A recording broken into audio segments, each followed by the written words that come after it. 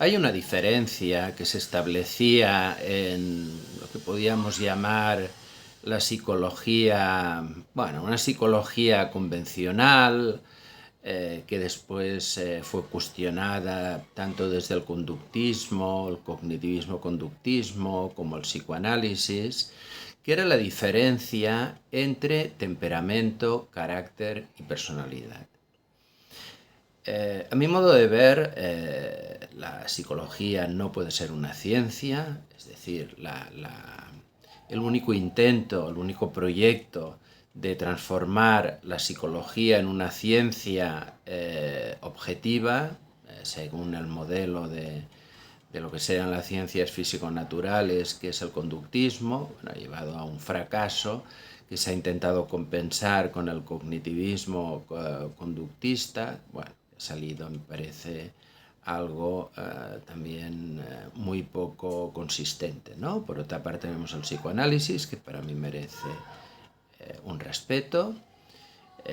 y me parece una vía tanto teórica como práctica muy interesante de abordaje de la subjetividad humana.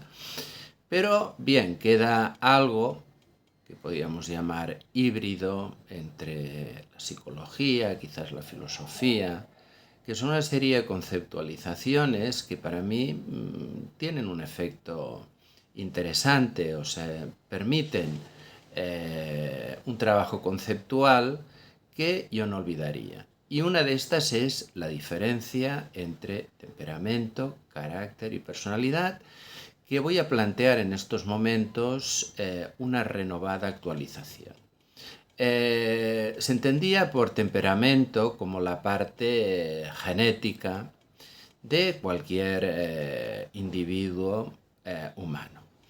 A través de la epigenética, el mismo concepto de genética ya no es algo tan fijo, tan preformado, y por lo tanto este temperamento, entendido como las predisposiciones que surgen de la propia estructura y desarrollo genético, que puede estar influenciado incluso por cosas que pasan en el embarazo, la primera infancia, pero digamos que hay unas bases genéticas establecidas, que ya digo, aunque no tengamos lo de genética a nivel tan fijo como se entendía antes, sino hasta incluso desde la epigenética, que son las bases de este individuo, ¿no? Una serie de predisposiciones, una serie de pautas reactivas que se pueden ver desde los primeros días del nacimiento. Incluso la manera como se reacciona entre presencia o ausencia de la madre, la manera como se reacciona cuando no hay una satisfacción o cuando hay un malestar. Se han hecho estudios interesantes y de hecho este concepto yo creo que en muchos sentidos sigue vigente. Es decir, pues se han hecho múltiples estudios, ya digo, actuales, sobre qué es lo que se mantiene, por ejemplo, desde estas primeras reacciones o estas primeras diferencias en un grupo humano desde el nacimiento a lo largo de un tiempo. Bien, por tanto, digamos que el temperamento es esta predisposición con la que llegamos al mundo, que nos marca una serie de pautas reactivas, ¿no? Luego yo he reivindicado mucho la cuestión del carácter, porque creo que el carácter es la estructura que vamos conformando y que nos permite, de alguna manera, una firmeza, una consistencia delante de nuestras propias pulsiones, delante de lo que es la afirmación frente al otro, o incluso como una defensa, ¿no?, frente a las agresiones. De hecho, hay algo que se mantiene, digamos, en esta psicología un poco difusa,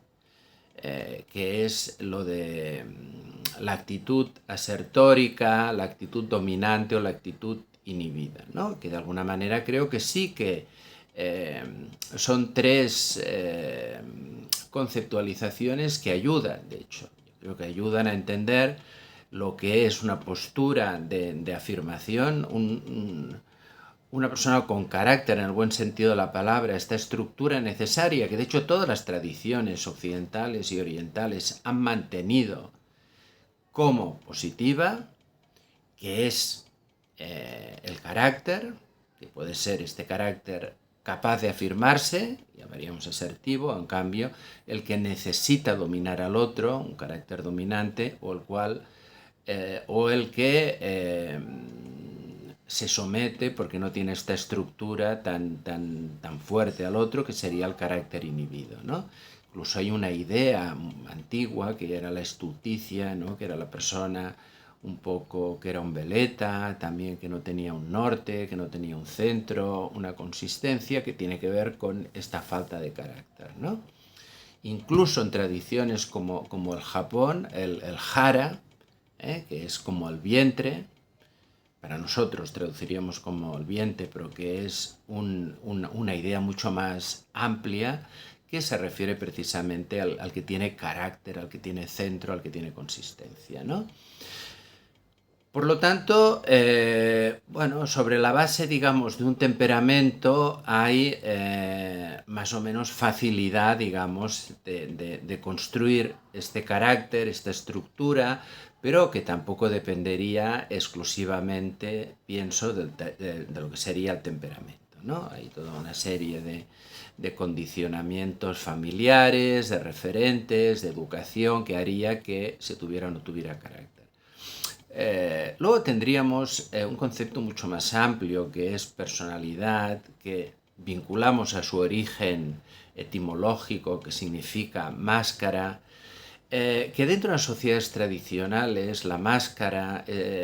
tiene mucho que ver con el rol social, tiene que ver mucho con el papel que a cada uno se le asigna, sea sexo, sea edad, sea grupo social, sea función, ¿no? Por lo tanto, independientemente de cuál es el temperamento, independientemente de tener o no tener este carácter, uno va asumiendo una máscara que será capaz, en función de tener o no tener carácter, de llevarlo con más o menos, digamos, dignidad, por decirlo de alguna manera, ¿no? Pero en la sociedad contemporánea, en esta cultura narcisista, la identidad no tiene nada que ver, o tiene menos que ver con lo simbólico, con la máscara, y tiene más que ver con lo que es este ego, esta identidad imaginaria, este identificarse con una imagen, ¿no? Que esto es lo que se llama el ego, ¿eh? Y evidentemente toda la cultura narcisista que estamos viviendo tiene que ver con la potenciación de este ego, que es una trampa, bueno, de hecho es una trampa que también existe en las sociedades tradicionales y que las tradiciones éticas siempre han cuestionado, han criticado, ¿no? Esta especie de fijación en el propio ego, ¿no? Incluso hay pasiones que, como por ejemplo la vanidad, que se han vinculado mucho a este ego, ¿no? Entonces, bueno, aquí lo que quiero marcar es que vale la pena mantener la idea de temperamento, la idea de un carácter que viene a ser como una superestructura sobre esta infraestructura que es el temperamento, y luego algo mucho más global que tiene que ver con la imagen que uno tiene de sí mismo, que sería, digamos, la personalidad, ¿no? Por lo tanto, esto también nos permite diferenciar el carácter como algo necesario, como algo positivo, como algo bueno, de la personalidad excesivamente egocéntrica, narcisista, que muchas veces la propia idea de autoestima ha considerado de una manera, digamos, ambigua, porque yo creo que lo importante es tener carácter, lo importante es respetarse, reconocerse a uno mismo, y en cambio la cuestión de autoestima está demasiado vinculada a la autoimagen, ¿no? Que viene a ser propio de todo este imaginario que tenemos centrado en el yo como imagen. Bueno, simplemente he dado una serie de elementos que me parecen interesantes para pensar sobre el tema de la identidad personal dentro de nuestra sociedad contemporánea.